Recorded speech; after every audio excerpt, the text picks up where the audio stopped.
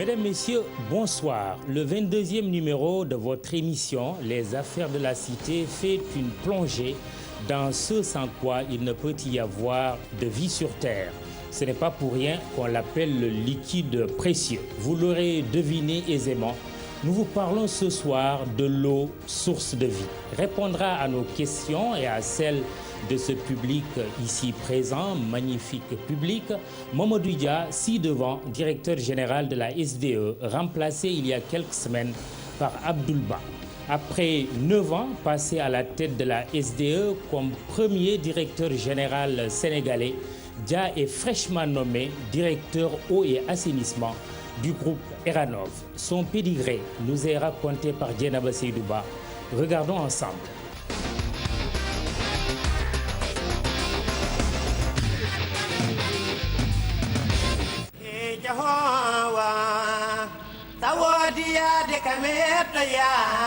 Demet, c'est sa terre natale, nichée entre Bogué et Dodel.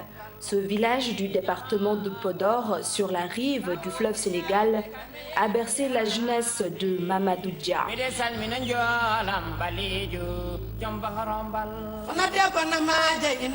Dia a grandi dans cette atmosphère purement traditionnelle alpulaar, sûrement rythmée par le son du pékan. Mamadou Dia est fils d'Awangaïdé et de Damba Djilia.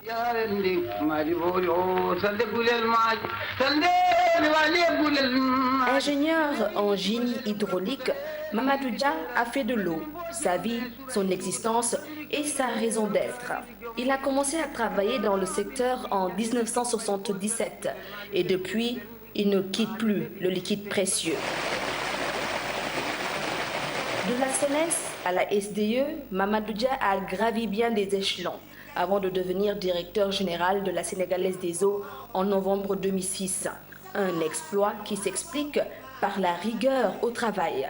Une rigueur qui a d'ailleurs fait tache d'huile chez ses collaborateurs. Nous sommes connus sur les bancs du lycée. Il est mal appelé tout le temps. Nous sommes des amis depuis plus de 40 ans, 1966 au lycée. Nous avons eu le bac, on a fait nos études. Dieu a fait qu'on s'est retrouvés dans le secteur de l'eau. Il a toujours été fidèle en amitié. Ces 40 ans, plus de 40 ans de compagnonnage n'ont pas démenti cette amitié. C'est quelqu'un qui est très engagé. Je pense que c'est très important. Quand il veut quelque chose, il y va vraiment avec le cœur, avec tout. Et c'est quelqu'un également qui veut... quand il veut quelque chose, il l'obtient. Il y en a qui pensent que c'est un dur, il est difficile, mais tout compte fait, quand tu l'approches, il est franc, il est direct, parce qu'il dit ce qu'il pense. Très tôt, il a fait preuve vraiment d'un homme de qualité.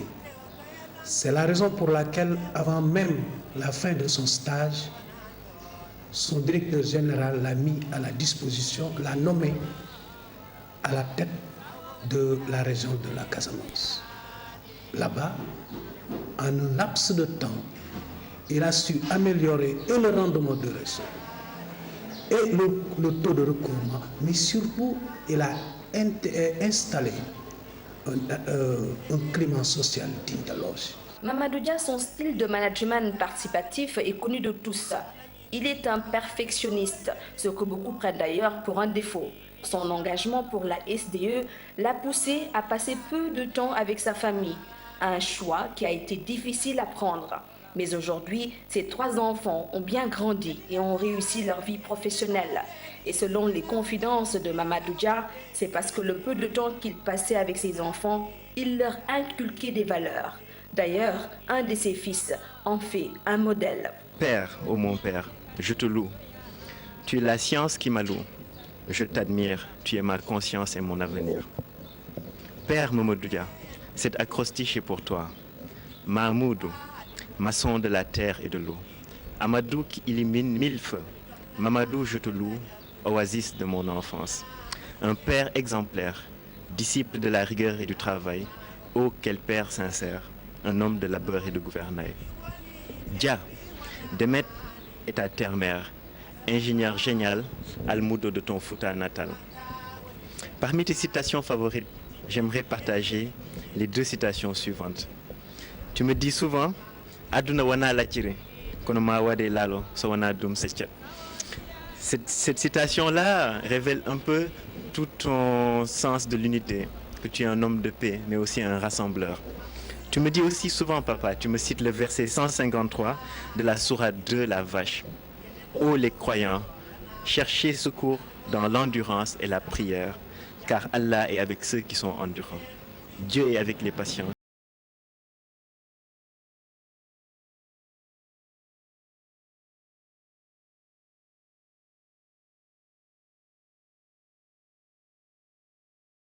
Cette carapace d'homme impénétrable se cache un homme doux, attentionné et très sociable.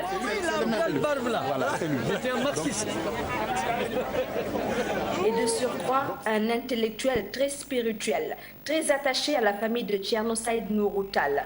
Mamadou Dia quitte la direction générale de la SDE pour d'autres horizons hydrauliques.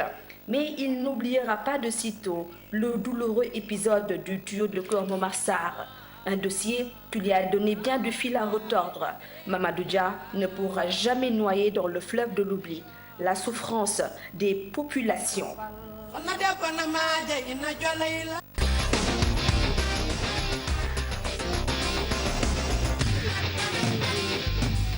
Bonsoir Mamadou Dia. Bonsoir Mamadou. Merci d'avoir accepté notre invitation. Asseyez-vous. Mamadou Dia, on vient de suivre le portrait de Dieynaba Seydouba, un portrait émouvant, surtout ce témoignage de votre fils aîné. De vos années à la SDE, avant cela à la SONES, de votre vie tout court, professionnelle et privée, de quoi êtes-vous le plus fier? Je vous remercie Mamadou de nous avoir invités sur ce plateau. Je pense après avoir passé 38 ans au service de l'eau sans me noyer, je crois que c'est ça ma grande fierté, c'est d'avoir tenté tous les jours de conduire avec beaucoup de sacrifices et d'abnégation cette eau précieuse et rare pour un pays sahélien comme le nôtre, devant le domicile de chaque citoyen du périmètre urbain. C'est aussi la fierté d'avoir pratiqué des hommes et des femmes capables de comprendre ce qu'est un service public d'eau et de travailler d'une manière participative avec eux et qui a permis de faire régner un climat social serein au sein de la Sénégalaise des eaux. Ça a été important pour moi parce que je me suis toujours dit que la paix sociale en entreprise est un facteur de développement. Mais vous ne sortez pas la tête hors de l'eau, pour utiliser une image, puisque vous êtes le directeur eau et assainissement du groupe Eranov après avoir quitté la direction générale. Un mot sur votre successeur, bien sûr, Abdoul Ba, qui a pris le relais. La particularité à la SDE est que le DG est préparé à la fonction pour que les eaux, pour ne pas dire les vaches, soient bien gardées. Ai-je trahi un secret? Non, je pense que dans une entreprise, il est absolument important de préparer les cadres supérieurs à l'assumation de responsabilités. Et pour ce faire, nous, à la SDE, nous faisons ce qu'on appelle la détection des hauts potentiels.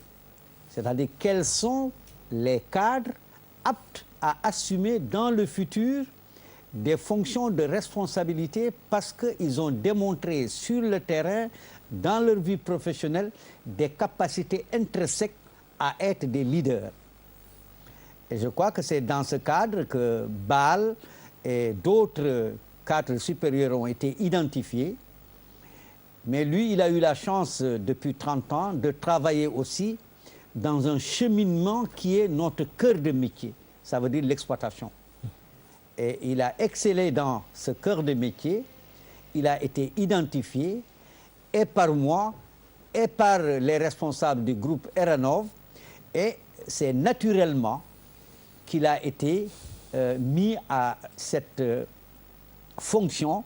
Et je crois que sa mise en place n'a fait l'objet d'aucune contestation et a été apprécié par l'ensemble du personnel de l'entreprise. Vous avez été le premier directeur général sénégalais. Était-ce l'aboutissement d'un processus, aboutissement normal, ou au prix d'un combat de vous, cadre sénégalais du groupe? Je crois que ça a été un cheminement normal. En 1996, quand il a été question du changement institutionnel au niveau du sous-secteur de l'hydraulique urbain, une des conditions était que les expatriés ne pouvaient pas rester très longtemps au sein de l'entreprise. À titre d'exemple, au début du contrat, il y avait plus de 14 expatriés. Au fur et à mesure, ils ont commencé à se retirer parce que dans le contrat, il est écrit qu'à compétence égale, on devait procéder à la promotion des cadres sénégalais. Et en vertu de cela, les membres du conseil d'administration sénégalais aussi avaient toujours proposé que dans un certain nombre d'années, qu'il fallait sénégaliser les postes importants. Et là, je crois que Mansour Kama et Bouna Fall y ont joué un rôle important. Mansour Kama, le président actuel du conseil d'administration, ouais. Mais aussi Olivier Bouygues, le directeur général de Bouygues SA. Parce que déjà en 2003, il a demandé à ce qu'on me mette dans une formation sur mesure à HEC, donc l'école des hautes études commerciales de Jouy en Josias, dans un programme qu'on appelle Diriger demain, que j'ai eu à effectuer et obtenir un certificat de management général.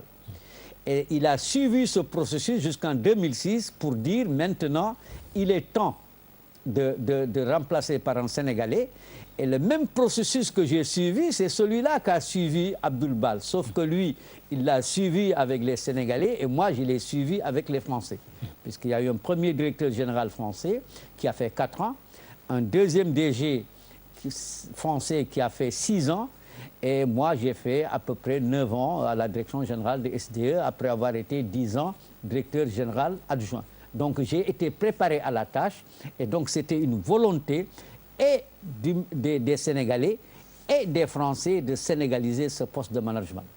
La SDE peut être un modèle de management. Elle est devenue justement la star de la SDE. Une célébrité bien malgré elle, l'usine de Keur Momar Sarr est sortie de l'anonymat en septembre 2013 à cause d'un maudit tuyau qui a lâché. Il aura fallu plusieurs semaines d'attente de l'installation de la pièce de rechange. C'est pour vous dire que l'usine de KMS est incontournable dans la production d'eau à la SDE, particulièrement dans l'approvisionnement de la capitale sénégalaise. Rien d'étonnant que quand KMS éternue, Dakar s'enrhume, retour sur les lieux, je ne dirais pas du crime, mais du cauchemar. C'est un reportage de Boubacar Kambeldian, les images de Mbaye Diouf.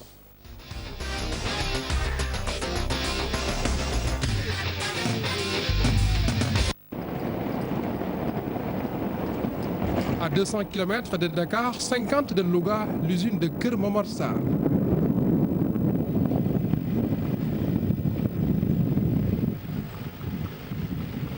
KMS, c'est son appellation dans le jargon SDE.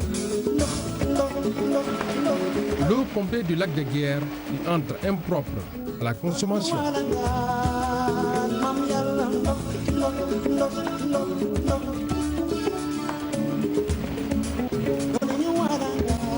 Elle y sort claire et limpide, en somme, potable.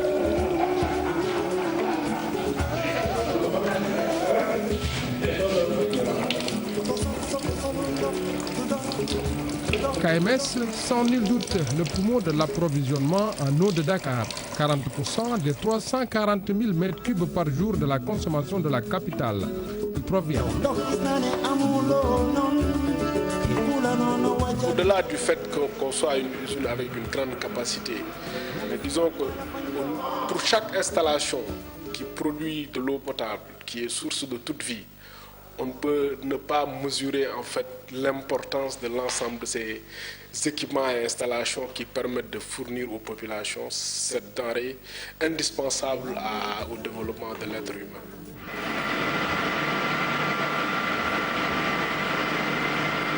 En partance pour Dakar, l'eau déjà traitée transite par plusieurs unités névralgiques, dont le surpresseur de Mekhe. Je m'occupe d'un ensemble appelé Production Lac de Guiers. Et dans cet ensemble, il y a cette unité qui est le surpresseur de Mekhe. Il y a les usines qui sont sur le lac de Guiers, à Nit et à Keur Momar, plus un lot de forage entre ces usines et ici. Toute cette eau-là arrive au niveau de Mekhe et c'est Mekhe qui permet, en abaissant la pression dans ces conduites, de faire transiter toute cette eau vers Dakar. Dakar et plusieurs autres zones rurales et urbaines intermédiaires bien servies par KMS. Tout le contraire, pour bon nombre de villages jouxtant l'usine. Vous habitez à Féton. Féton. Alors, vous avez de l'eau là-bas? Oui, nous avons de l'eau. De l'eau potable? L'eau potable, oui, qui vient à l'est de Nit. Parfois, on a des problèmes d'eau parce que l'usine tombe en panne. Paradoxalement, plusieurs localités le long du lac de Guiers peinent à trouver la moindre goutte d'eau potable. Des villages qui, selon la SDE, ne sont pas dans son périmètre affermé. Ils sont dans la zone de compétence, soit de l'Office du lac de Guiers ou de l'hydraulique rurale.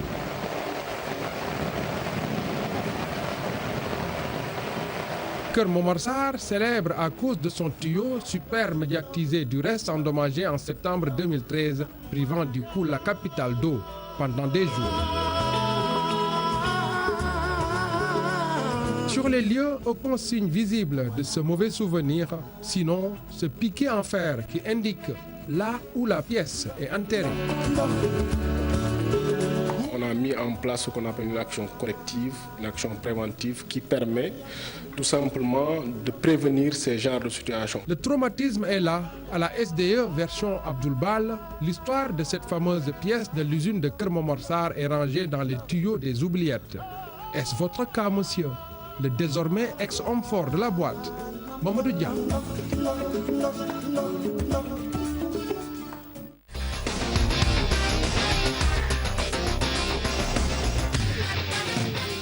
Alors, Boubacar Kambelien qui vous provoque un peu, mais cette panne de l'usine de Keur Momar Sarr avait nécessité le déplacement en tenue de combat du président de la République accompagné de son premier ministre à l'époque, Aminata Touré. Vous-même, vous y avez élu domicile.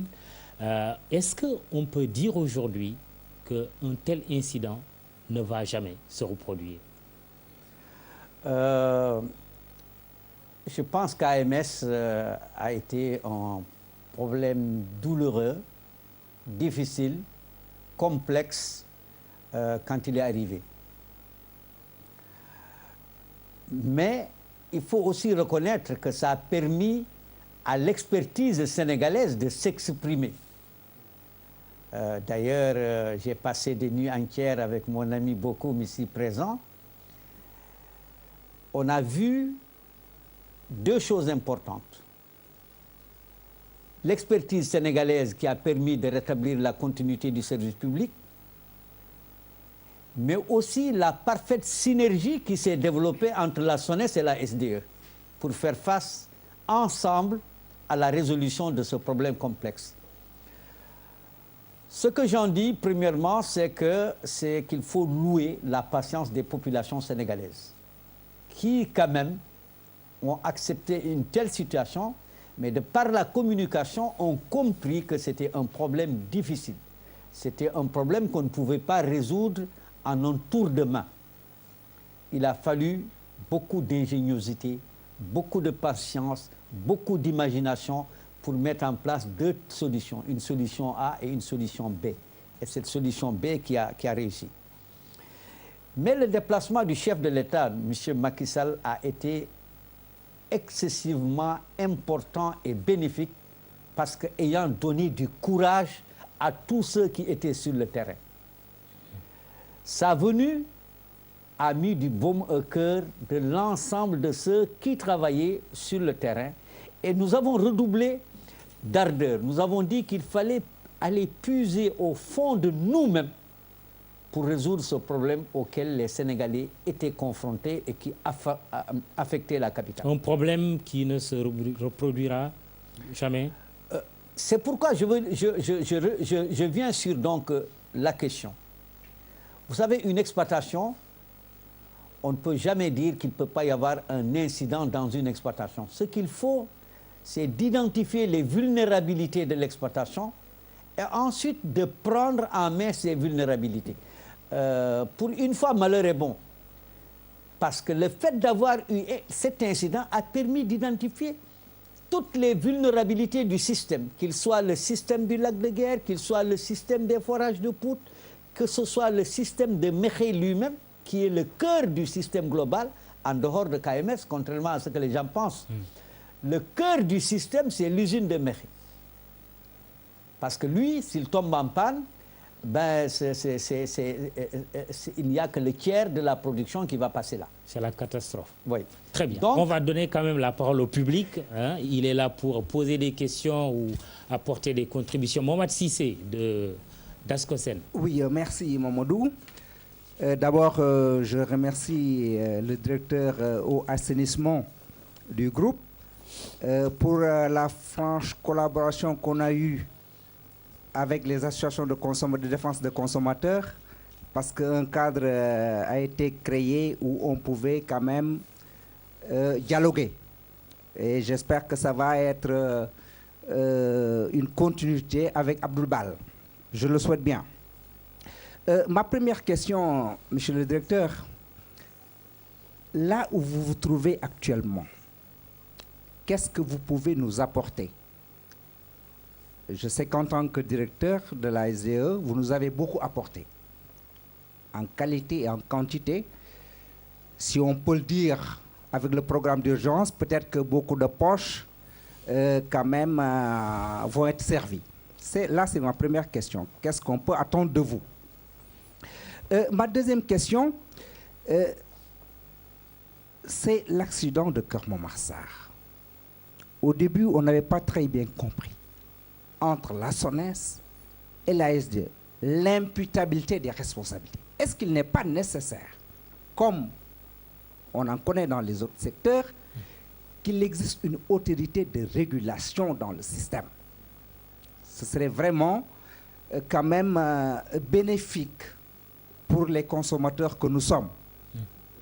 En cas de problème, à qui s'adresser? Une troisième question. Et la dernière. La plus rapide et la dernière. Vos rapports, c'est en link avec la deuxième. Vos rapports avec la SONES, il va falloir que vous expliquiez aux consommateurs, parce qu'on a connu tout dernièrement une hausse de l'eau. Et dans un reportage, beaucoup de consommateurs, je crains qu'ils fassent une confusion, comme si c'était la SDE à qui incombait la tarification, l'augmentation du prix de l'eau. Je vous remercie. Très bien, merci Mohamed Sissé. Je donnerai la parole tout à l'heure à deux de mes confrères. Il s'agit d'Arona Fall du site IGFM, mais aussi je retrouve mes papiers, Mohamed Tidjane Ndiaye, journaliste de l'agence Presse sénégalaise. Directeur, 3 interpellations. La première, c'est aujourd'hui, vous êtes directeur eau et assainissement du groupe Eranov. Qu'est-ce que vous pouvez continuer à apporter au secteur de l'eau au Sénégal? Je vous remercie. Je pense que ce que je peux apporter rapidement, c'est l'expérience que j'ai du secteur de l'eau. Je l'apporterai au Sénégal. Mais aujourd'hui, je ne l'apporterai pas seulement au Sénégal, mais je vais l'apporter en Côte d'Ivoire. Je vais l'apporter au Congo.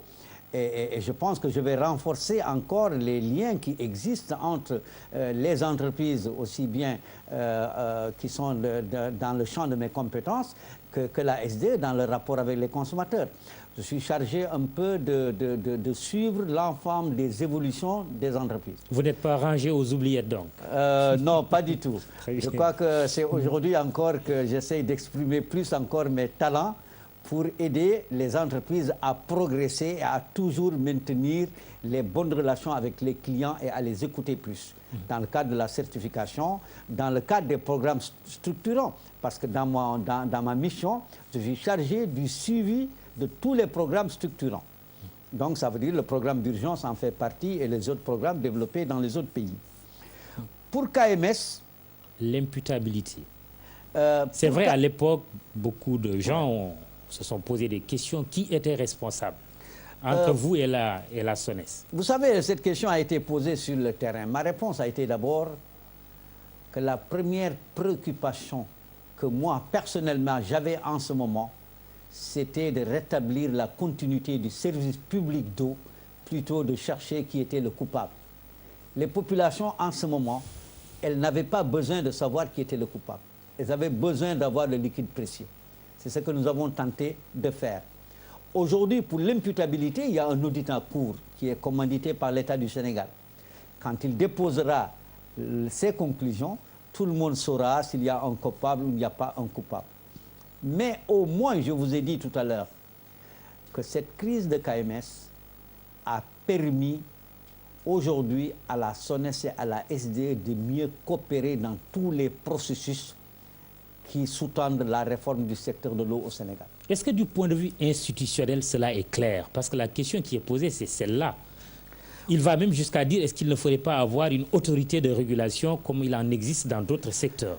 Mais je crois que cette idée de régulation, autant quand il y avait la SONES, SDE et l'ONAS, je ne la partageais pas, parce que la régulation a plusieurs façons. S'il y a la régulation par les contrats, la régulation économique par les modèles financiers et la régulation par une autorité de régulation. Mais aujourd'hui, si on prend l'environnement du secteur de l'eau au Sénégal qui a beaucoup évolué, avec la création de l'OFOR, avec la délégation de services au niveau des forages ruraux, avec l'ONAS, avec la SDE, avec la SONES et avec Ndiosmone Palmarin et en même temps l'axe Gorom-Lamsar, il me paraît important de réfléchir sur la mise en place d'une autorité de régulation qui viendra régler le problème du tarif dont vous parlez tout à l'heure. Oui. Parce que quand on parle des missions, la mission de tarification, la mission de gestion de la ressource, la mission de la définition de la politique hydraulique, c'est des missions qui sont régaliennes dévolues à l'État du Sénégal. Alors, qui profite de cette hausse, je pense, de 15% sur le mètre cube d'eau? À qui cela profite? Mamoudou, je dois d'abord dire que la hausse n'est pas de 15%. Elle est de combien? Une hausse plus de exactement. 4%. Très bien. Pour tous les clients sociaux qui consomment de 0 à 20 mètres cubes, c'est 4%. Et pour tous les autres clients, c'est 9%. Et notamment les commerces qui consomment plus que les ménages. Et pourquoi il y a une hausse? Je crois que c'est ça qui est important d'expliquer. Elle profite à qui quand même? C'est une question aussi. Quand il y a une hausse, elle ne profite que à la SONES et à l'Office national d'assainissement. Je vous dis pourquoi. Parce que ça part d'un mécanisme de rétablissement de l'équilibre financier et de développer la capacité à faire face aux investissements du secteur. On a eu un déficit de 20 000 mètres cubes. L'eau a manqué de façon criarde l'année dernière. Il faut développer l'infrastructure pour rattraper le déficit et le couvrir à court et moyen terme, de manière à ce qu'il y ait plus de déficit. Il faut des ressources supplémentaires. Or, l'eau au ménage n'a jamais fait l'objet d'une augmentation depuis janvier 2003. Ça a été le même prix sur 12 ans. Aujourd'hui, un déséquilibre est né de cela parce que l'État du Sénégal a augmenté son tarif de 242% entre 2007 et 2011. Ce qui fait que sa facture est passée de pratiquement 8 milliards à 22 milliards aujourd'hui, pour des inscriptions budgétaires de 15 milliards, et qui se terminent toujours par des conventions de dette croisée entre SONES, ONAS et SDE. Donc, à chaque fois, parce que le prix de SDE, tout le monde doit comprendre, il n'est pas sur la facture. Si on ne dit pas que c'est tant le mètre cube que SDE facture dans la réalisation de l'exploitation du service public d'eau, personne ne connaît ce tarif. Donc, le tarif qui augmente, c'est pour permettre de rétablir l'équilibre financier du secteur et permettre à la SONES de faire des investissements. Aujourd'hui, il y a plus de 50 milliards d'investissements à faire au Sénégal en hydraulique rurale, en hydraulique urbaine, en assainissement rural et en assainissement urbain. Sur ça, 12 milliards, c'est pour l'assainissement urbain et l'hydraulique urbaine. Et ça... D'où la hausse. On demande aux consommateurs de participer un peu aux investissements. Oui. Il est absolument important, si nous voulons avoir la qualité de service qu'il faut et avoir l'eau en quantité suffisante 24 heures sur 24, qu'on puisse réaliser l'infrastructure et faire face à cela. Très bien. Merci. Mohamed Tidjane Ndiaye de l'APS. Merci Mamadou, directeur, bonsoir. La panne de l'usine de Keur Momar en 2013 a montré la vulnérabilité du système d'approvisionnement de Dakar en eau potable. Qu'est-ce qui a été fait depuis lors en termes de diversification des ressources d'approvisionnement et de sécurisation pour les besoins de la capitale en eau potable? Ça, c'est une première question. Une deuxième, si vous permettez. En milieu rural, il se pose un double problème. Celui de l'accès à l'eau potable et celui de la disponibilité, notamment pour l'agriculture. Le projet de revitalisation des vallées fossiles a été agité à un moment, puis abandonné, semble-t-il. Selon vous, qui êtes expérimenté dans ce domaine, est-ce que ce projet constitue une solution? Merci. Très bien. Merci, Mohamed. Merci. Je dois vous dire que pour Keur Momar Sarr, on a identifié plusieurs vulnérabilités. Des vulnérabilités au niveau de l'usine de Nit, des vulnérabilités au niveau de l'usine de Keur Momar Sarr, de Mékhé et de toutes les autres parties. Et un programme de 10 millions d'euros a été ficelé avec l'Agence française de développement. Les études sont terminées, qui consiste à changer toutes les pompes qui datent de 1971 au niveau de l'usine de Nit. Vous savez que Nit a été construite en 1971. Ensuite, à doubler l'arrivée d'eau à partir de Keur Momar Sarr, c'est-à-dire que de faire 2 sorties. À chaque fois qu'il y a un problème sur une sortie, aller sur l'autre sortie et à augmenter la capacité d'absorption des ballons pour les surpressions qu'on appelle les coups de Belly. Sur Mékhé, il a été identifié qu'il faut changer tous les débitmètres et avoir un transformateur de secours de 600 MVA. Tout ça, actuellement, certains sont en approvisionnement, les autres dossiers sont en appel d'offres. Je pense que toutes ces vulnérabilités aujourd'hui sont prises en compte par la SONES à travers un financement de l'Agence française de développement. En ce qui concerne l'accès à l'eau, il faut dire que le Sénégal fait partie des pays aujourd'hui, en tout cas, qui sont très en avance au niveau de l'accès à l'eau. En milieu urbain, on a un taux d'accès de 98% et on est en milieu rural à 84,1%. Par contre, on n'a pas bien développé l'hydraulique agricole. Et aujourd'hui, le gouvernement actuel est en train de redresser cette situation. Et beaucoup travaillent jour et nuit aujourd'hui sur la mise en place d'un système de transfert d'eau, aussi bien vers Dakar que vers Doli, Dara, et peut-être jusqu'au niveau de Touba et peut-être encore plus loin dans la zone, dans le bassin arachide. Sa question est de savoir est-ce qu'il ne faudrait pas réactualiser ou réactiver le fameux projet des vallées fossiles? Non, qu'il s'appelle vallée fossile ou transfert d'eau par conduite forcée, l'essentiel c'est qu'il faut faire de l'eau agricole. Et aujourd'hui, donc, on ne peut pas réactualiser les vallées fossiles. Pourquoi? C'est parce que, pour des raisons topographiques, l'eau ne peut pas couler d'elle-même pour aller au niveau du Ferlo. Maintenant, il est prévu de faire un transfert d'eau du lac de Guiers, dont le directeur général est là, sur Dakar et sur aussi Doli, et ensuite une branche qui ira jusqu'à Touba et peut-être même dans une seconde phase peut prévoir de l'eau douce pour le bassin arachidier. Donc ça, ce projet, on travaille beaucoup dessus avec le ministre Mansour Faye. Très bien. On va donner le micro d'ailleurs au DG de l'Office du lac de Guiers, Amadou Bokoum.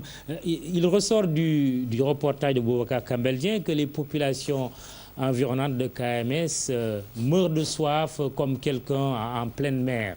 Comment on peut expliquer ce paradoxe? Bon, d'abord, je vous remercie, Mamadou, de m'avoir invité, surtout d'être invité avec un monument de l'hydraulique, donc du secteur, le directeur Mamadou Dia. Bon, c'est aussi les aléas de l'histoire.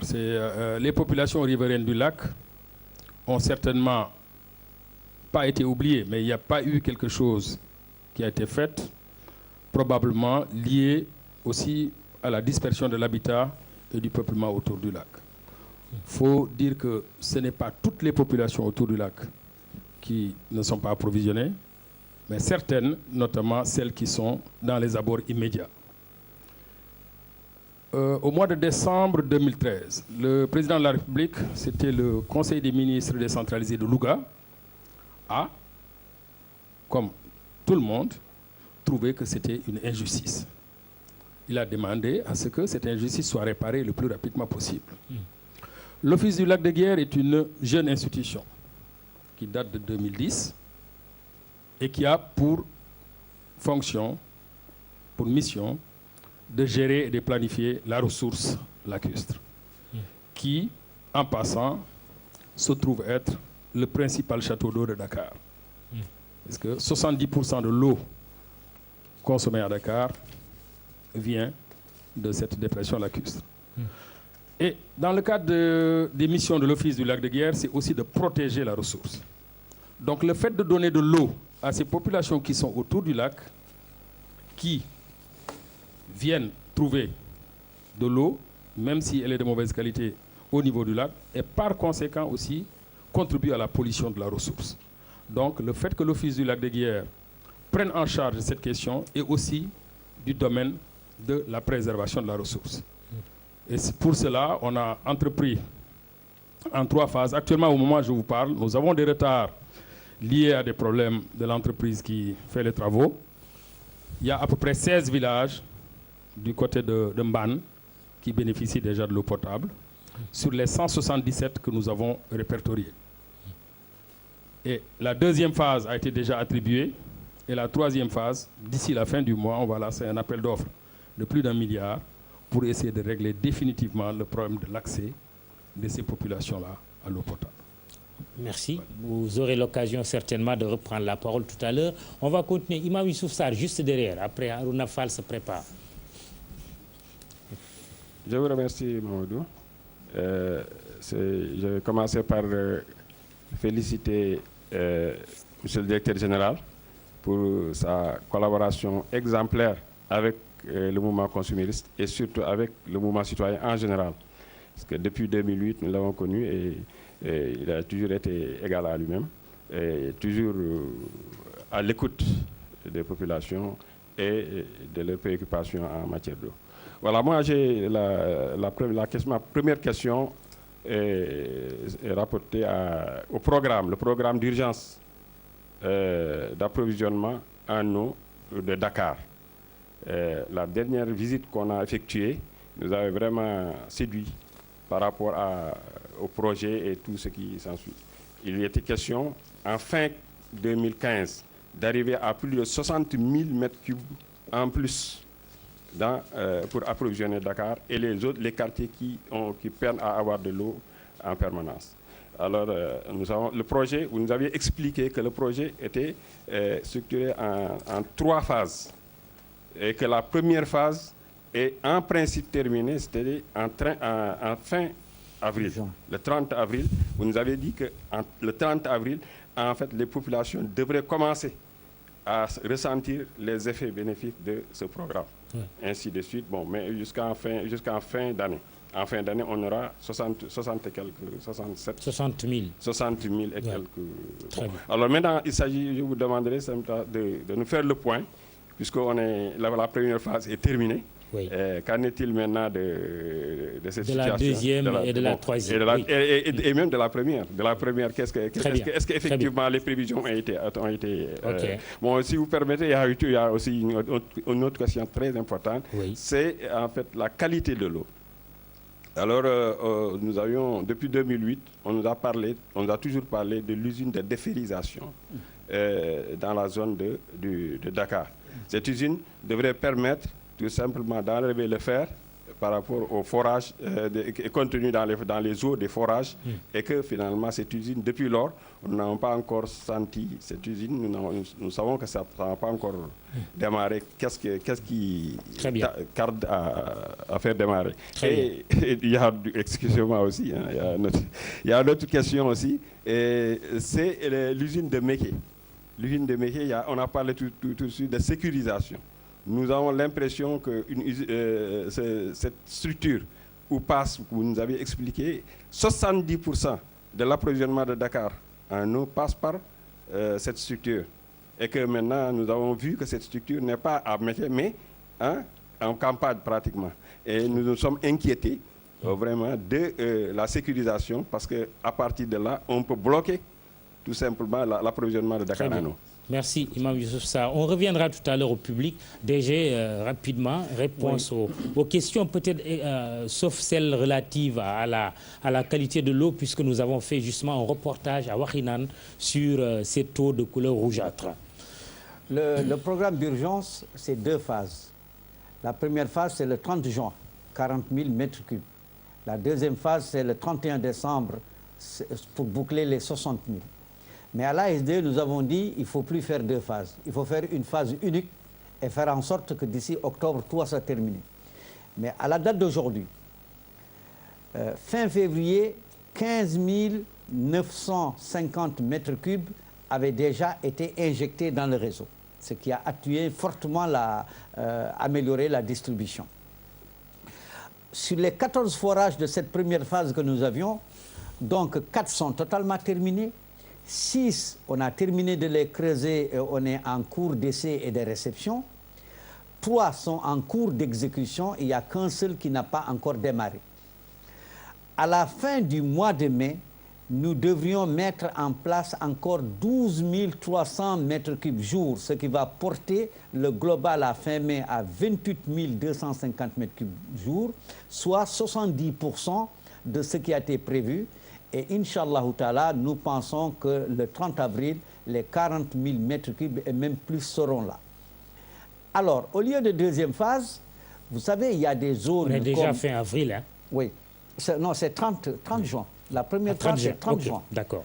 Dans le truc contractuel. Et la deuxième, 31 décembre. Très bien. Aujourd'hui, nous avons identifié les forages à l'intérieur même de Dakar Intramuros. Il y a un à Nord-Foire, il y a un à l'intérieur de Cissesse, il y a un qui va être au niveau du camp Leclerc. Et le forage qui sera à Nord-Foire doit être implanté aujourd'hui même pour que avant le mois de juin, qu'on puisse raccorder le quartier de Nord-Foire et l'unité 26. Donc c'est dire qu'aujourd'hui le programme est bien tenu. Et je disais tout à l'heure, dans le cadre de mes prérogatives, je suis chargé de suivre aussi les programmes structurants des entreprises. Très bien. On va le vérifier le 31 décembre 2015, Inch'Allah. Voilà. Pour ce qui est de Mékhé, je partage votre avis et votre inquiétude. Un ouvrage aussi névralgique doit faire l'objet d'une surveillance importante. C'est ça qui m'avait amené en son temps aussi d'écrire pour NIT et pour KMS afin que des casernes de gendarmerie soient mises là et que nous allions mettre à disposition les locaux. Ceci est valable pour Mékhé compte tenu de sa vulnérabilité et de sa position stratégique dans le cadre de l'approvisionnement en eau de Dakar. Très bien. L'eau est en principe sans couleur ni odeur. Peut-elle être potable quand elle revêt une couleur rougeâtre prononcée qui sort des robinets à Wakhinane Nimzat dans le département de Guédiawaye? Ses habitants disent être obligés d'utiliser de l'eau de javel pour rendre l'eau claire et buvable. Une situation qui dure depuis plusieurs années. Reportage Pape Cheikh Diak, Thierno Laurent Mendy.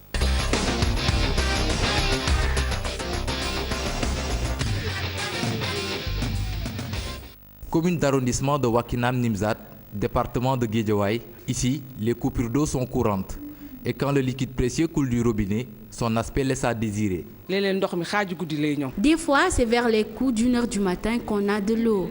Des fois, l'eau est rougeâtre avec un arrière-goût. L'eau est rougeâtre, en plus, elle n'est pas agréable à boire. C'est comme ça depuis que nous habitons ici. Effet des canalisations rouillées par le temps ou présence d'une importante quantité de fer dans l'eau, cette couleur rougeâtre inquiète. Les tuyaux sont vieux. Nous vivons ça depuis des années. Les enfants ont souvent des maux de ventre et la diarrhée s'invite aussi quand ils boivent cette eau. Parfois, on se demande même si cette eau ne proviendrait pas des fosses septiques, tellement la couleur rouge est prononcée. L'eau de javel, seule solution pour rendre l'eau agréable à voir et à boire. On y met de l'eau de javel pour la rendre potable. Toutes mes bouteilles d'eau de javel sont vides. J'en mets dans les seaux, les canaries. Las de vivre cette situation depuis des années, les populations de Nimzat interpellent les autorités compétentes à y remédier. Vous voyez cette dame, c'est elle qui se réveille la nuit pour remplir les seaux. Et à son âge, c'est vraiment difficile. Nous les jeunes, nous partons travailler le matin, on ne peut pas l'aider. C'est insupportable.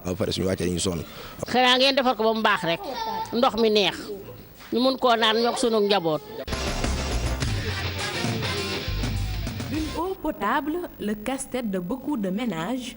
La SDE, seul distributeur, une politique pas du goût des populations. La Société des eaux remplit-elle les normes de l'OMS? À un moment donné, il y avait la nappe de Thiaroye qui posait problème parce qu'elle était contaminée au nitrate.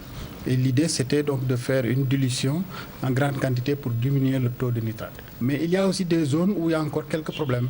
Parce que vous voyez des zones comme Kaolack, comme Gossas, avaient des difficultés par rapport au fluor, la présence de fluor. Rougeâtre, l'eau des robinets impropre à la consommation pour certains, Momar Ndao explique. De temps en temps, vous voyez que l'eau est un peu rougeâtre à cause du fer qui est dedans et qui précipite. Et cette eau est rejetée par les populations. Pourtant, elle est potable. Quand les tuyaux sont en fonte, s'il y a des coups de bélier, donc il y a donc tout ce qui est dépôt qui bouge. Et donc il y a aussi la teinte rougeâtre entraînée par l'oxydation du fer qui est contenu dans les tuyaux et dans le système.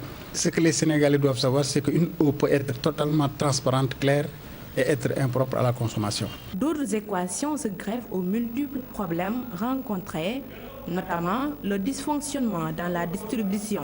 Ce qui devrait se passer, c'est qu'il y a donc des renouvellements de conduites, etc., d'augmentation de production qui ne suivent pas la demande. Et c'est ce qui fait qu'aujourd'hui, il y a encore des quartiers qui ont l'eau plus le soir que dans la journée. Et donc ce programme doit être mis en œuvre pour que l'on puisse recevoir l'eau de manière convenable. Une situation inquiétante. Des quartiers à Dakar sont souvent privés d'eau. Une solution est vivre.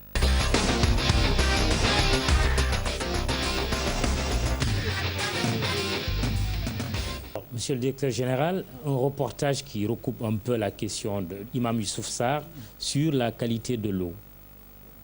Qu'est-ce que vous répondez? Je vous remercie.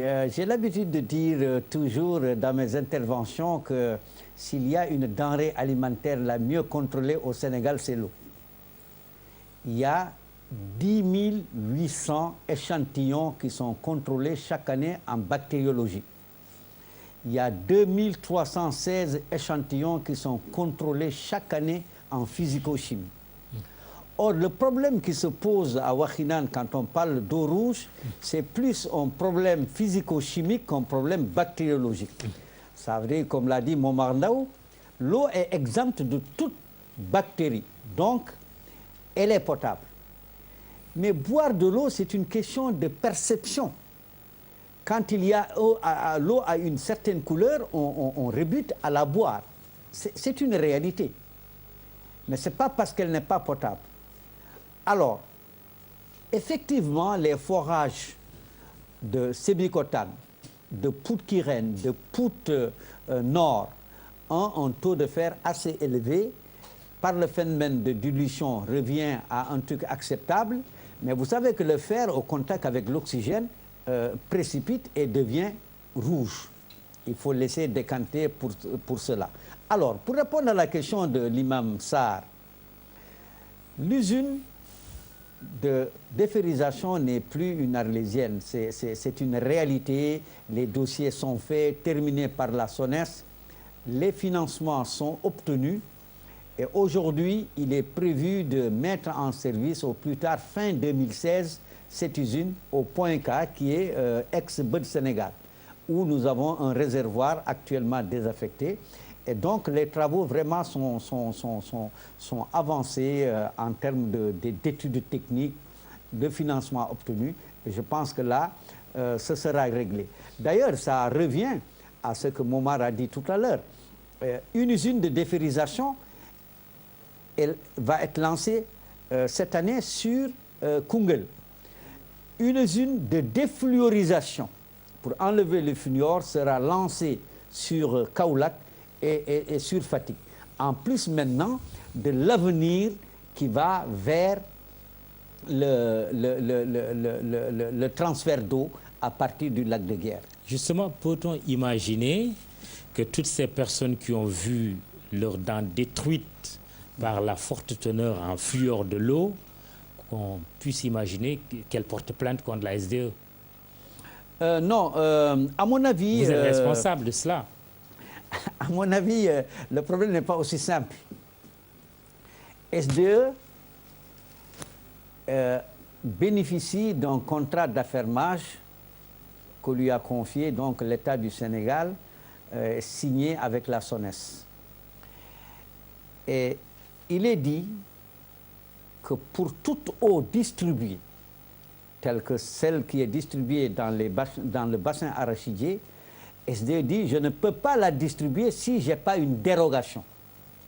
C'est-à-dire, il appartient dans le contrat de signer une dérogation disant à la SDE, vous êtes autorisé à distribuer cette eau, mais moi aussi, je m'engage à apporter les mesures correctives dans un délai de temps. Ce que je vous dis là, c'est ça qui se passe en France. En France, dans toutes les collectivités locales, vous allez dans la région de Normandie, les eaux ont une forte teneur en nitrate. Mais chacun des syndicats dispose d'une dérogation donnée par la collectivité locale pour dire qu'au bout de 5 ans, au bout de 10 ans, vous devez mettre en place les usines nécessaires au bon fonctionnement, à la clarification et au changement des paramètres qui sont à l'intérieur. D'ailleurs, dans le reportage, j'ai entendu parler de normes OMS. L'OMS n'a pas de normes. L'OMS donne des recommandations, des guides, en disant pour qu'une eau soit saine, voilà la configuration, voilà la qualité physico-chimique qu'il faut avoir. Donc aujourd'hui, le contrat règle le problème de la qualité de l'eau. Ce que le contrat ne peut en aucune façon accepter, c'est la qualité bactériologique. C'est-à-dire que l'eau, elle doit être exempte de tout germe pathogène. Vous prenez l'eau du fleuve Sénégal à l'étiage, quand les eaux sont basses, mais c'est limpide. Vous regardez, c'est comme un miroir. Mais quand vous la prenez, vous avez la bilharziose. Parce que ce n'est pas de l'eau potable. On l'a appris, l'eau sans goût, inodore, incolore, sans saveur. Effectivement, à l'école primaire, quand on faisait ce qu'on appelait les leçons de choses. C'est ça. Mais aujourd'hui, quand vous prenez cette eau, vous avez la bilharziose. Donc c'est purement relatif. Mais en tout cas, l'État du Sénégal a créé un comité qui est chargé uniquement du suivi de la qualité de l'eau et de la mise en place de mesures permettant de ramener l'ensemble de l'eau distribuée au Sénégal au niveau des recommandations de l'OMS. Très bien. Je signale la présence dans le public d'un groupe d'étudiants de l'Institut des sciences de la Terre accompagnés de leurs professeurs. Ils prendront la parole tout à l'heure, là, juste derrière. Eliman Diouf. Oui, Eliman Diouf. Du syndicat des travailleurs de la SDE. Merci, Moumoudou. Je voudrais vous remercier et vous féliciter pour l'invitation à cette émission. Au passage, rendre à nouveau hommage à M. Moumoudou Dia pour service rendu au secteur de l'hydraulique urbaine. Nous l'avons fait au niveau de la SDE. À travers lui, je voudrais aussi rendre hommage à tous les cadres de la Sénégalaise des eaux qui, depuis 1996, en tout cas, ont travaillé à faire en sorte que le service public de l'eau soit ce qu'il est jusqu'à aujourd'hui. Je voudrais, le premier complément que je voulais ajouter, c'était là où il a terminé sur la qualité de l'eau avec le fluor. Je voulais compléter en disant qu'un exemple a été fait à Tchadjaï, où il y a une usine de déferrisation qui a été installée pour permettre aux populations de cette localité de pouvoir bénéficier d'une eau traitée. Mais ça ramène aussi le coût des investissements, le coût de l'eau. Aujourd'hui, cette usine, quand on la prend intrinsèque, quand tu prends le coût de production de cette usine, elle ne peut pas être rentable avec les prix pratiqués. Donc, vous voulez encore une nouvelle hausse des prix? Non, ce n'est pas une hausse. Pas déjà? Ce n'est pas une hausse déjà. Mais c'est pour montrer que quand on veut traiter la question, il faut suffisamment d'autres investissements pour régler d'une manière générale le problème dans les localités où elles sont identifiées. L'autre intervention que je voulais faire, c'est aussi dans le cadre du rôle que le secteur de l'eau a joué depuis 1996 à maintenant. Je pense que M. Dial a dit, nous travailleurs, nous syndicats, nous sommes beaucoup battus pour la sénégalisation des postes. Effectivement, il a dit, appuyé par la volonté des membres du conseil d'administration, les administrateurs sénégalais, appuyé aussi par la volonté du président du groupe. Je pense que nous pouvons être en tout cas fiers de cet exemple de promotion interne qui a permis à la nouvelle équipe en tout cas de prendre le relais. L'autre élément que je voudrais ajouter aussi quand on a parlé de la nécessité d'avoir une autorité de régulation, je pense que c'est important qu'on y arrive. Puisque comme l'a dit M.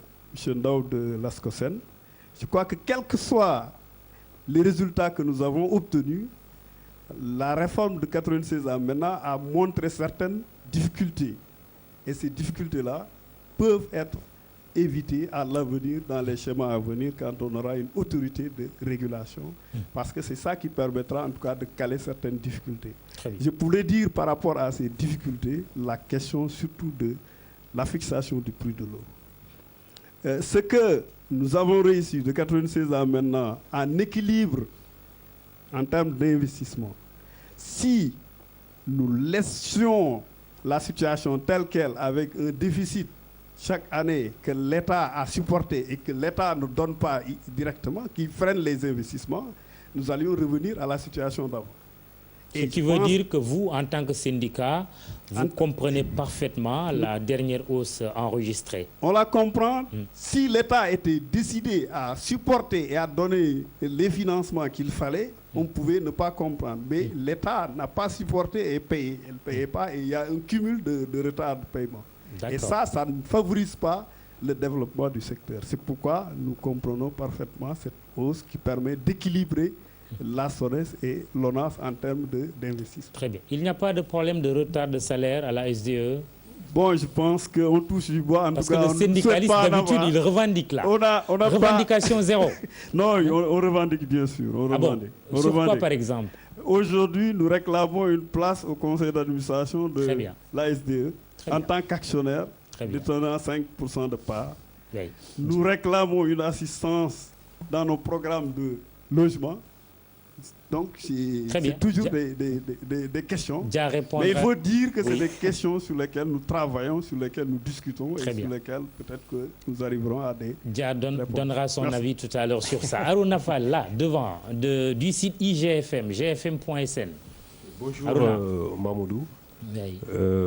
Bonjour Monsieur le Directeur Général. Mamoudou, nous vous remercions d'ailleurs de nous avoir invités à votre...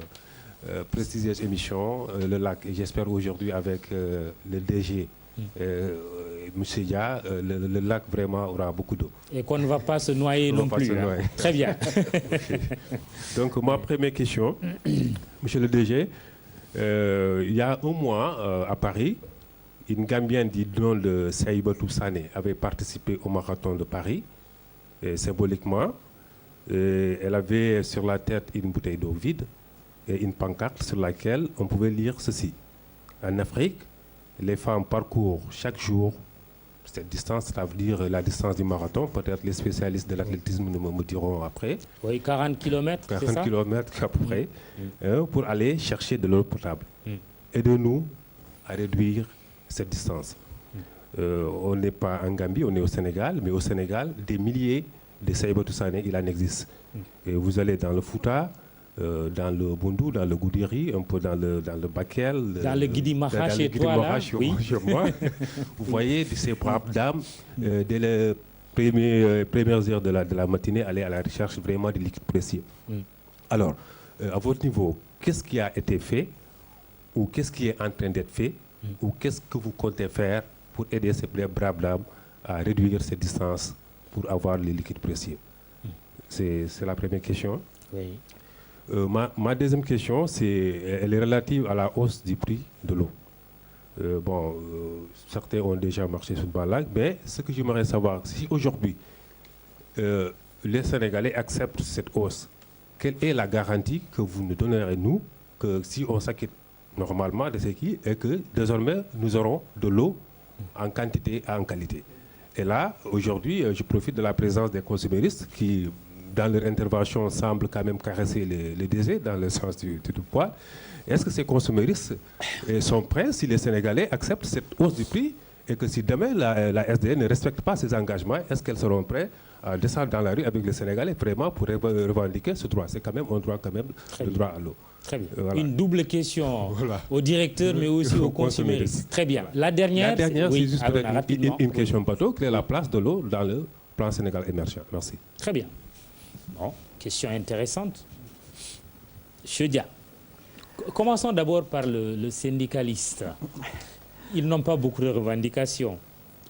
Non, ils ont des revendications, mais je crois que ce qui est important à la Sénégalaise des eaux, c'est que nous avons su développer un dialogue social fécond.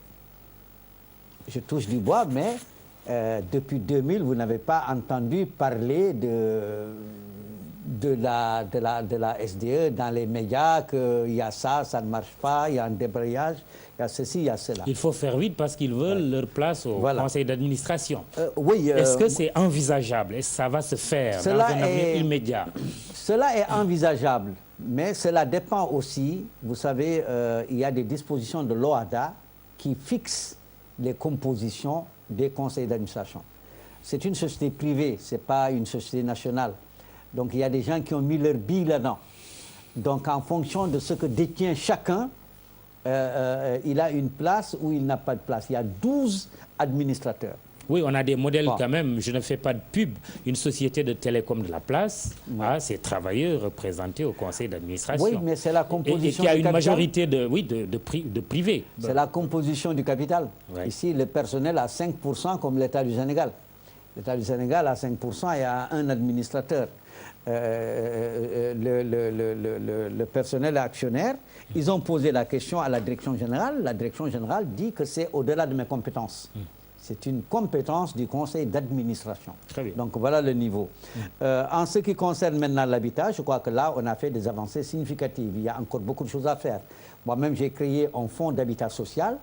J'ai rallongé 200 millions pour que ça puisse démarrer. Donc, avec un compte à la BHS. Mais c'est ce que nous avons décidé de faire à l'ASD, c'est de fédérer les 3 fonds que nous avons. Nous avons un fonds de retraite complémentaire, un fonds commun de placement, c'est-à-dire les actions. Nous les avons transformés en fonds commun de placement qui aujourd'hui est à 2,1 milliards. Et en même temps, nous avons le fonds d'habitat. Les 3 fonds, en les faisant dialoguer, ça permettra d'avoir un outil de bien-être social pour permettre à chacun d'accéder au logement social. Donc je crois que dans le cadre de ce dialogue fécond qu'ils vont continuer avec Abdoul Bar, Inch'Allah, ils trouveront les bonnes solutions. Très bien. Les questions de Harouna Fall maintenant. Les questions de Harouna sur ce marathon Fall, parcouru par les pauvres dames. L'Afrique est en retard dans le domaine de l'accès à l'eau potable, mais encore dans le domaine de l'assainissement, on est les derniers. Parce que ça, si on regarde les objectifs des OMD, dans le cadre de l'assainissement, il n'y aura pas plus de 6 pays africains qui vont atteindre ces objectifs-là. Et le Sénégal n'en fait pas partie. Au plan de l'eau potable, si on prend notre pays aujourd'hui, sur l'hydraulique urbain, on tend vers l'accès à l'universel. Sur le milieu rural, on est à 84,1% de taux d'accès en milieu rural. Deadline des OMD 2015. Oui, voilà.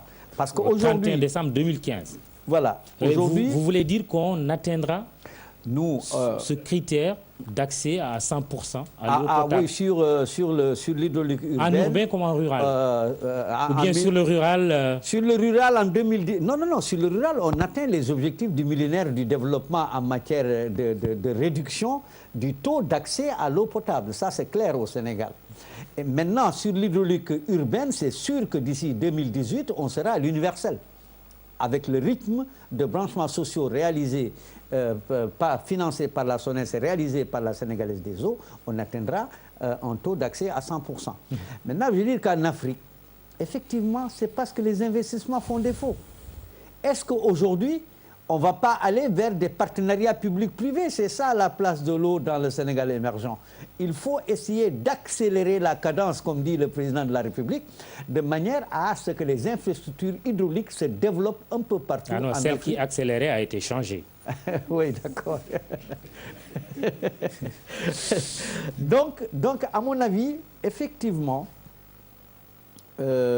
aujourd'hui, il y a un programme de 300 forages au Sénégal, dont une partie est en cours d'exécution. Et ça viendra rétablir le retard pour le Sénégal. Mais beaucoup de pays, vous allez au Maroc, vous allez en Tunisie, mais l'accès est presque universel. Et je crois que nous devons aller sur ces exemples-là. Vous allez au Rwanda. Le Rwanda est un des pays qui va atteindre les objectifs du millénaire pour le développement en matière d'assainissement. Parce que tout simplement, la politique qui a été mise en place aujourd'hui est une politique avant-gardiste, est une politique très engagée dans le domaine de l'assainissement et qui mobilise tout le monde. Et pour le Sénégal, où se trouvent les blocages? Les investissements.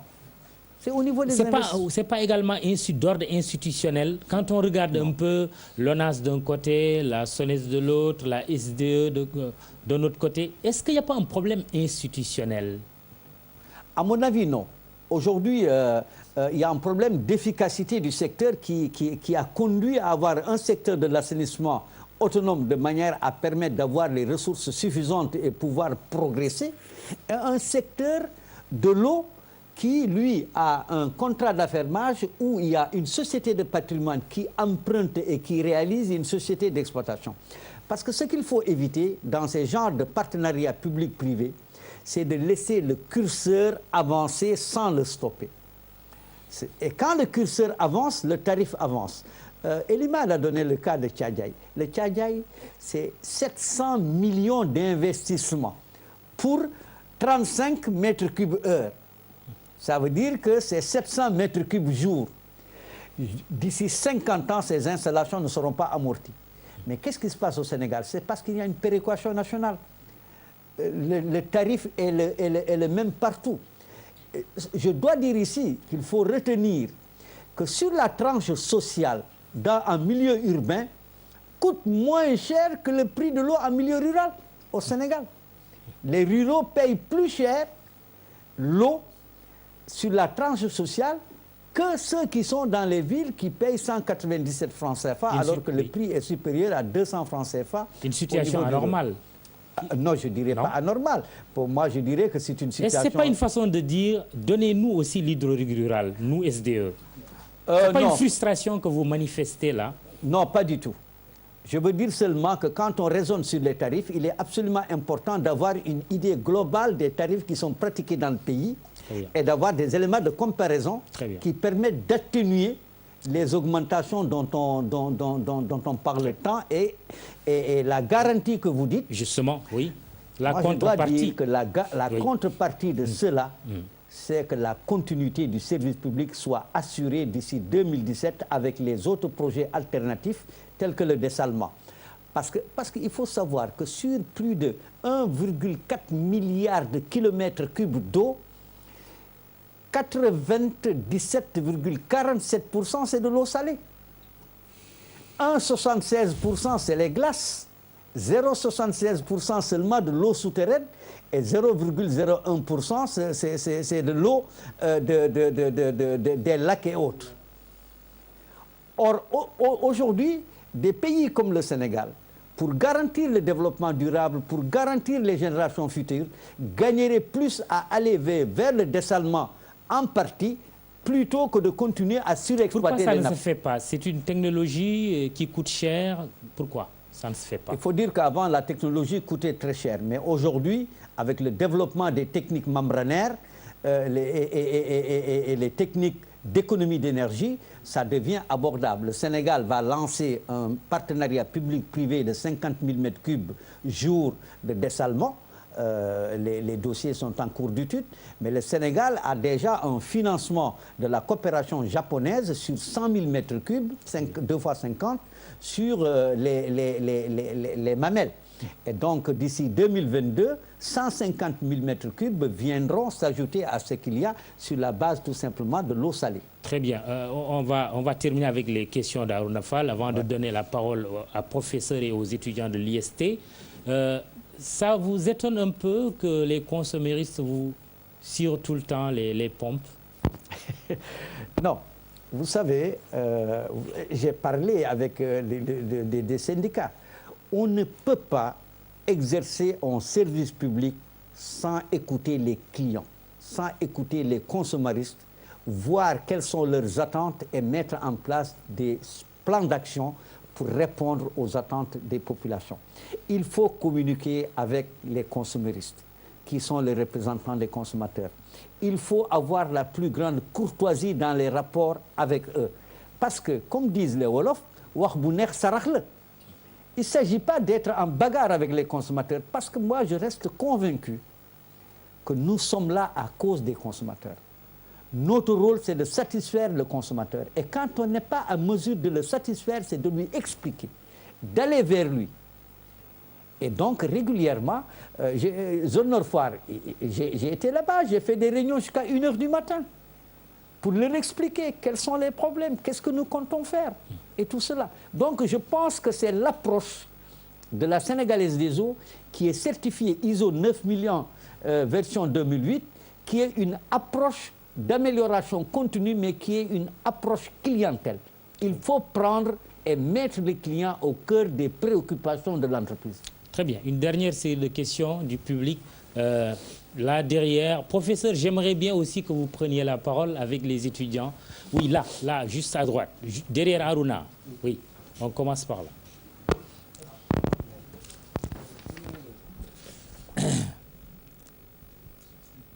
C'est Mamadou Seydou Anne de l'ADETELS. Oui. Je suis président de l'association de défense des usagers de l'eau, de l'électricité, des télécommunications et des services. J'avais deux types de questions, M. Khan. Je ne sais pas s'il y aurait... Oui, bien sûr. Allez-y. Une préoccupation, c'est le quotidien que nous vivons quand nous allons dans une agence. Et là, malgré... disons, M. a tout à fait raison, nous avons tous fait des lauriers pour M. Dia. Mais je dois dire qu'on a une bonne messe annuelle où les consommateurs viennent, mais ce n'est pas efficace. Pour la bonne raison que des problèmes aussi simples qui ont été soulevés à plusieurs reprises, mais qui n'ont pas reçu. La facture SDE, la facture. Oui. Oui. Où vous avez là-dedans une information importante, mais quand vous payez, on vous la découpe. Ce qui veut dire qu'il faudrait bien qu'on revoie le destin de la facture. L'accueil, malheureusement, quand nous sommes devant les guichets. Les coupures. J'ai dernièrement gagné une coupure pour 1700 et quelques francs.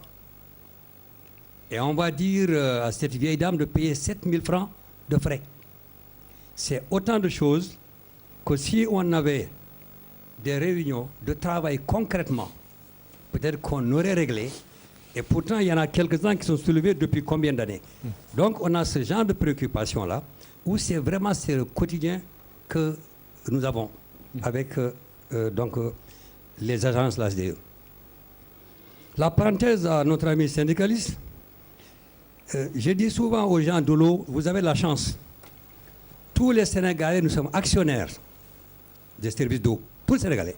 Mais vous travaillez là-dedans, vous gagnez votre vie. Donc, vous devez plus. Parce que moi, si le service il est bon, c'est ce que j'ai. Mais vous travaillez là-dedans. Donc, moi, je veux dire aux syndicalistes, Il veut bien qu'on fasse augmenter le prix, mais j'aimerais bien eux aussi de temps en temps qu'il y ait une participation de travailleurs, une coupure de tant de pourcents pour un mois pour participer à ça. Et là, j'aurais bien compris parce qu'il a poussé l'augmentation très, très, très simplement. Très bien. L'autre... Dernière question, oui. Voilà, parce qu'on est rattrapé par le temps. Je le comprends. Hein? Oui. Peut-être qu'il faut d'autres occasions parce que le problème des 20 mètres cubes là, pour lesquels M. Dia est très, très fier là. Mais moi, j'aimerais bien. Est-ce que pour le bien-être sénégalais, il est encore reste que les 20 mètres cubes sont fixés depuis Marie-Zalem? Oui. Le problème de la potabilité. Est-ce que dès qu'on fait un forage dans mon village et qu'on envoie l'eau tout de suite dans le village, est-ce que l'eau est réellement potable?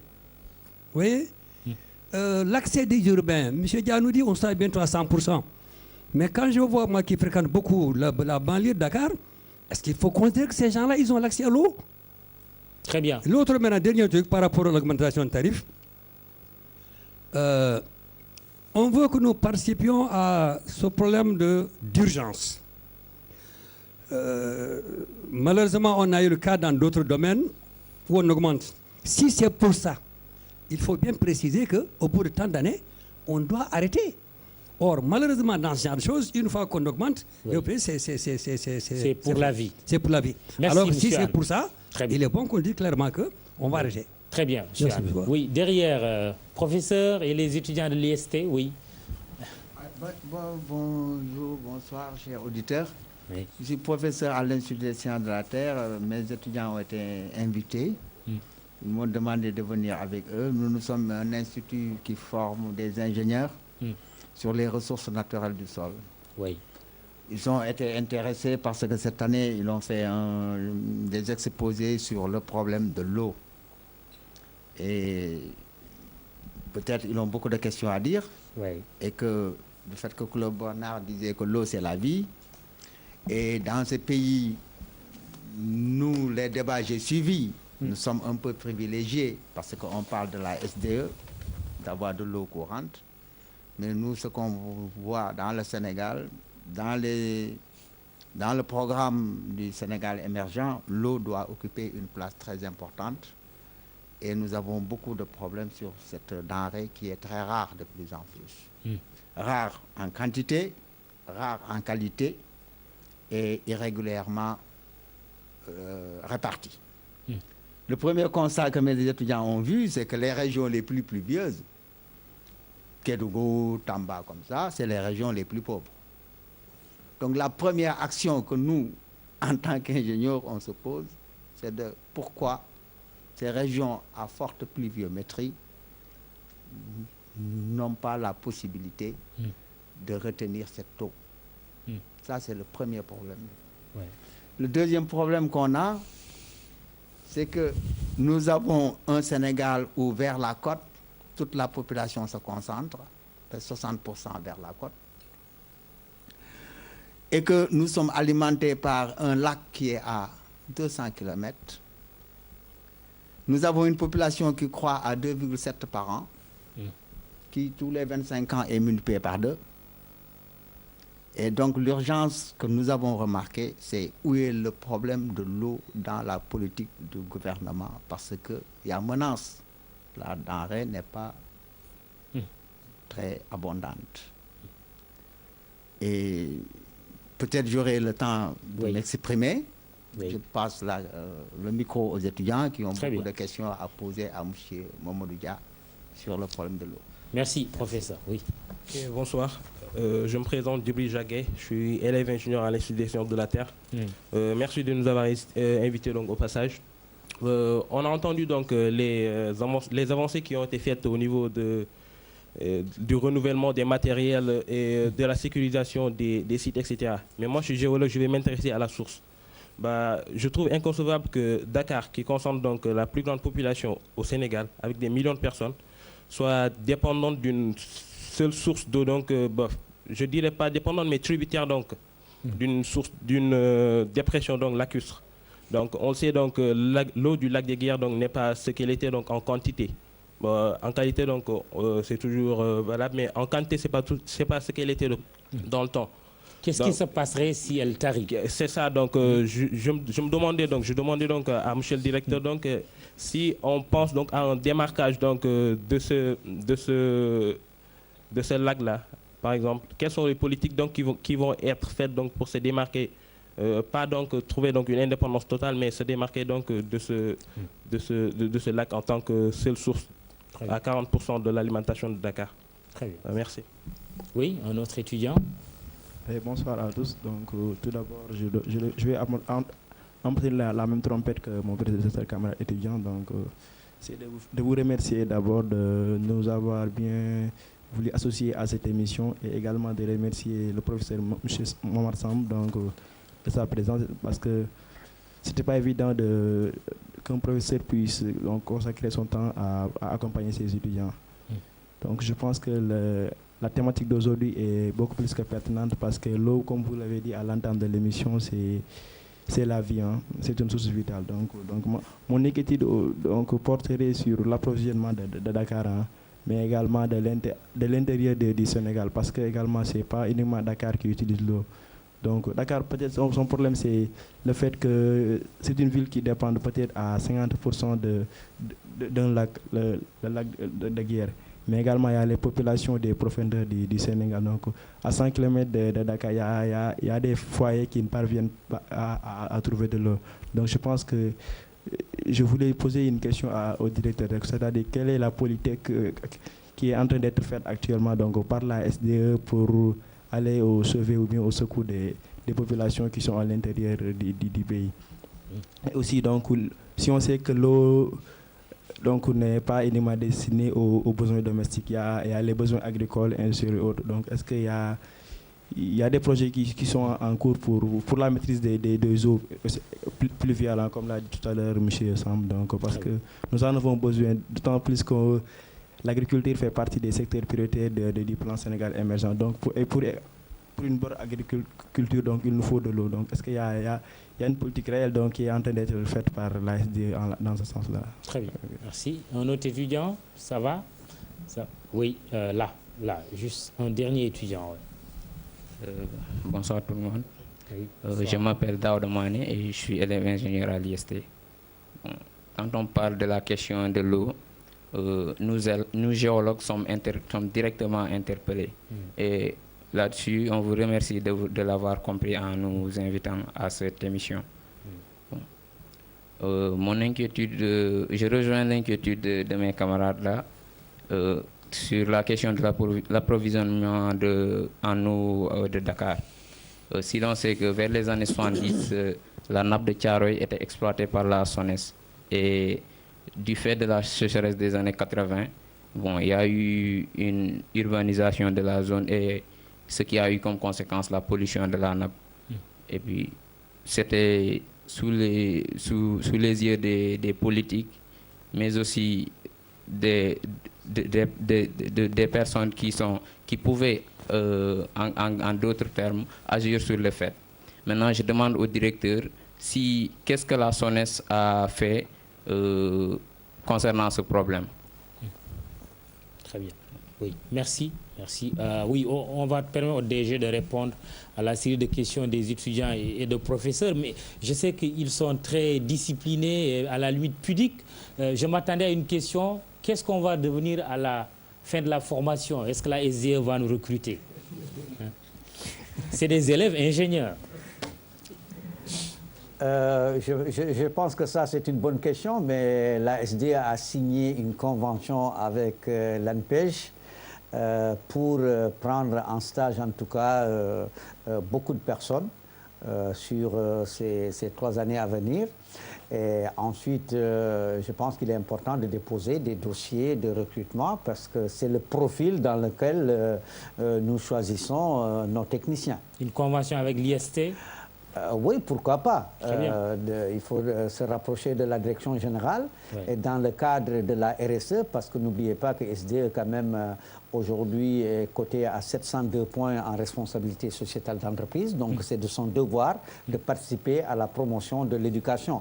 Nous sommes en train de signer une convention avec l'école doctorale eau. Donc il n'y a pas de raison qu'il faut saisir la direction générale de la Sénégalaise des eaux. Très bien. Alors, rapidement, effectivement, il y a un gros problème sur Kédougou et Tamba. Vous faites de la géologie, vous savez. On ne peut pas foncer directement sur Kédougou. On est obligé d'avoir des équipements spéciaux qu'on appelle donc des ateliers marteau fond de trou pour pouvoir creuser et avec des faibles débits. Donc, il est absolument important d'exploiter le fleuve Gambie en puisant, en faisant des trucs. Mais aujourd'hui, il y a un projet important sur le Faboli qui va alimenter Kidira et d'autres localités, qui est une rivière. Mais je pense que, surtout au niveau de l'eau agricole, il est absolument important de faire comme au Burkina Faso en faisant des retenues collinaires. Parce qu'aujourd'hui, le Burkina vraiment est au milieu du truc, mais en matière d'horticulture, ils sont quand même très en avance. Je suis sûr qu'ils sont venus prendre le projet ici et ils l'ont appliqué chez eux. Ça, je le pense fermement parce qu'à la SDE, c'est ce qu'ils ont fait. On leur a donné beaucoup de choses et on les a certifiés ISO 9000. Alors, en ce qui concerne maintenant l'accueil clientèle, je pense que Eliman Diouf, qui est quand même responsable syndical, c'est que la majorité de nos formations, c'est sur l'accueil clientèle. C'est important. Mais n'oublions pas que nous sommes tous des Sénégalais. L'éducation de base, c'est quelque chose d'important. Je crois que c'est ça qui va être le fondement même de la capacité à faire un merveilleux accueil quand on est dans un truc. Donc ça, c'est à voir. En ce qui concerne les tarifs, mais rappelez-vous qu'à la réforme de 1995, les tarifs ont augmenté de 3% de 1995 à 2003. C'était pour récrim, il y avait un déficit de 100 000 mètres cubes à Dakar qui a été jugulé et qui a entraîné donc la stagnation des tarifs parce qu'on avait pu répondre à la demande et avoir même un surplus pour le couvrir. Mais aujourd'hui, il faut rétablir cela et en contrepartie, comme je l'ai dit, c'est de faire en sorte qu'il y ait la continuité du service public. C'est la volonté de l'État du Sénégal, c'est la volonté de la SONES. Parce qu'en termes de politique ou d'aller au secours des populations, je réponds à l'étudiant pour dire que ce n'est pas la mission de SDE. SDE a un périmètre qui est constitué de 56 centres et de 400 villages qu'on appelle le périmètre à fermer. Donc il y a une procédure d'incorporation dans ce périmètre. Sinon, elle est limitée. Est-ce qu'il ne faudrait pas changer ça? Ah oui. Je veux avoir votre sentiment profond. Moi, mon sentiment profond, il est très simple. Je pense tout simplement qu'il y a des entités qui ne peuvent pas être gérées artisanalement. Ben, je dis aujourd'hui, Touba, qui est la deuxième ville du Sénégal, n'est pas dans le périmètre à fermer et devrait pouvoir être gérée de manière, en tout cas, beaucoup dans un contrat spécial ou dans une autre manière de faire, mais de manière à pouvoir répondre à ce grand rassemblement religieux qui, chaque année, est récurrent et peut connaître des problèmes de manque d'eau. Donc, il faut trouver soit un statut spécial, soit un système de gestion, mais plus efficace que de dire que Touba dépend de l'hydraulique rurale. C'est la deuxième ville du Sénégal. C'est le plus grand rassemblement religieux. Et la première ville, les étudiants l'ont souligné, professeur, avec la forte dépendance de Dakar, la capitale, du lac de Guiers. Mais ça, ils le savent. Les premiers forages ont été implantés à Dakar. L'eau salée a avancé. Ensuite, on est allé à Thiaroye. L'urbanisation, nitrate, donc ce n'est plus solide. D'ailleurs, la solution, c'est qu'il y a des forages qui sont faits. Ça fait 16 000 mètres cubes à amener dans la zone des Niayes pour servir le maraîchage et déconnecter les maraîchers de l'eau potable. Mais ce que vous devez savoir aussi, c'est que le fait de pomper entraîne un rabattement de nappe qui va baisser entre 0,5 et 1 mètre et qui va libérer au moins 164 hectares qui ne seront plus inondables dans la banlieue. Oui, vous l'avez bien précisé, qui ne seront plus inondables. Oui, parce que les gens habitent sur aussi des lacs. Hein, voilà. Donc ensuite, les gens sont allés à Sébikotane faire des forages. Mais ces forages ont un taux de salinité qui augmente. Ils sont allés à Pout-Kirène, à Pout-Nord, au littoral nord. Mais il fallait trouver une alternative durable pour Dakar compte tenu du taux de croissance de la population. C'est pourquoi les gens sont allés au lac de Guiers. Mais aujourd'hui, après, en menant la réflexion, on dit que le Sénégal ne doit pas mettre ses œufs dans un même sac en allant chercher de l'eau très loin. Il faut diversifier. C'est pourquoi ces solutions de dessalement pour 150 000 m3 ont été étudiées et seront mises en œuvre comme alternative. Alors, il y a Momad Sissé qui lève la main. On vous donne, mais vraiment pour 30 secondes. Ndiaye aussi de l'APS. Et puis Imam Diouf, mais chacun est professeur. Bon, chacun a 15 secondes. Momad. Pour 15 secondes. Parce que c'est terminé. Oui. Pour 15 secondes. Oui. Je trouve que vous avez un point noir dans votre tableau parce que jusqu'à présent, pour payer sa facture, il y a une longue queue qu'il faut faire. Et il y a un problème. Quand on a un problème après compteur, l'ASD n'intervient pas. Quelles sont les perspectives que vous pouvez dégager, par exemple? Vous avez raison, on avait oublié les questions de M. Anne, là, oui. Ndiaye, rapidement. Merci Mamoudou. Oui. Ma préoccupation a été prise même en compte, c'était la question sur Touba. Que prévoit la SDE pour Touba qui connaît de faibles pressions lors des gammes, lors des magal? Merci. Oui. Imam Youssouf Sarr, merci, vous avez 15 secondes. Vous me permettez de rebondir sur le problème soulevé par M. Anne. C'est les 20%, le tarif social. Et il y a une question qui a été posée au directeur à laquelle je n'ai pas entendu. Oui. C'est la place de l'eau dans le PSE.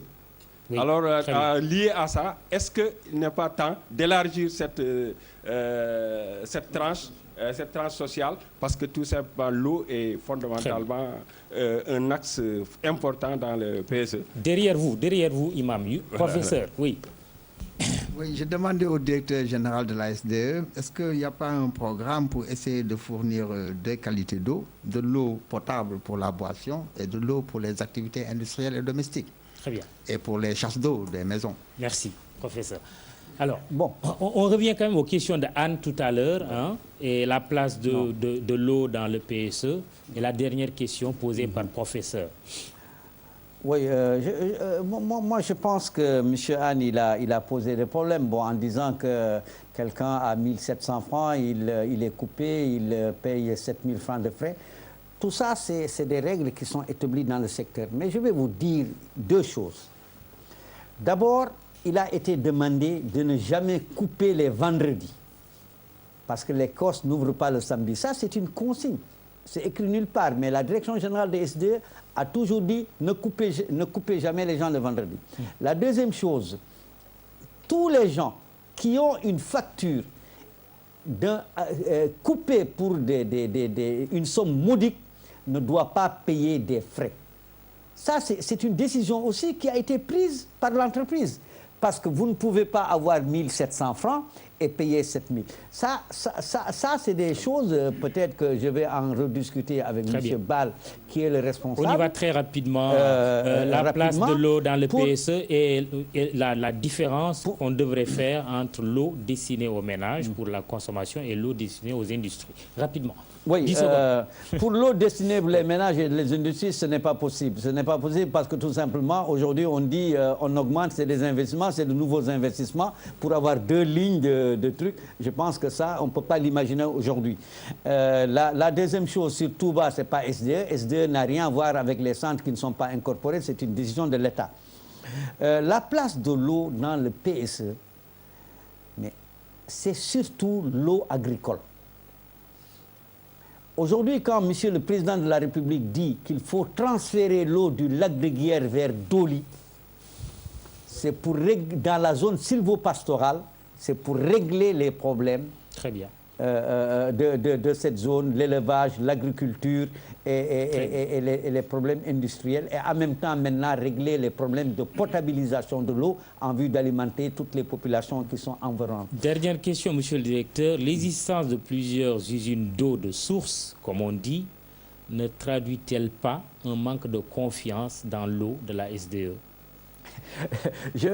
Vous savez que nous, toutes les eaux de sources qui rentrent ici, nous les analysons, nous savons ce qui est là-dedans. Je ne ferai pas de la pub, mais ce que je dois te dire aujourd'hui, qu'il y en a qui écrivent sources de ceci, cela, là, ils ont les mêmes forages que nous. C'est du faux. Mais je ne dirais pas que c'est du faux, ce n'est pas à moi de qualifier. Très bien. Mais aujourd'hui, il y a des gens qui ont les mêmes forages que nous, qui traitent maintenant, qui font de l'osmose inverse pour améliorer. Le danger dans l'eau, c'est au moment de l'embouteillage. Alors, ce que je conseille, c'est que quand même une réglementation soit, surtout les sachets d'eau. Mais c'est plus grave encore. Vous avez des sachets d'eau, c'est de la SDE, ça fait des sachets Mamoudou. Et ensuite, vous allez dans un baptême, ça passe de main en main, c'est coupé avec les dents et tout ça. Et donc, ça va être pollué. Donc, je crois que ça, il faut une réglementation forte en matière d'autorisation d'exercer ce métier de fabriquer de l'eau des sachets, de fabriquer de l'eau en bouteille. Très bien, c'est une bonne chute. Faites attention à toutes ces eaux dites de source. Merci, Mamadou Dia. Vous êtes le directeur eau et assainissement du groupe Eranov, ancien directeur général de la SDE. Merci à ce sympathique public d'avoir répondu massivement à notre invitation. Merci de nous avoir suivis. À la réalisation, Tonton Mac. Merci, bonsoir, rendez-vous dans un mois.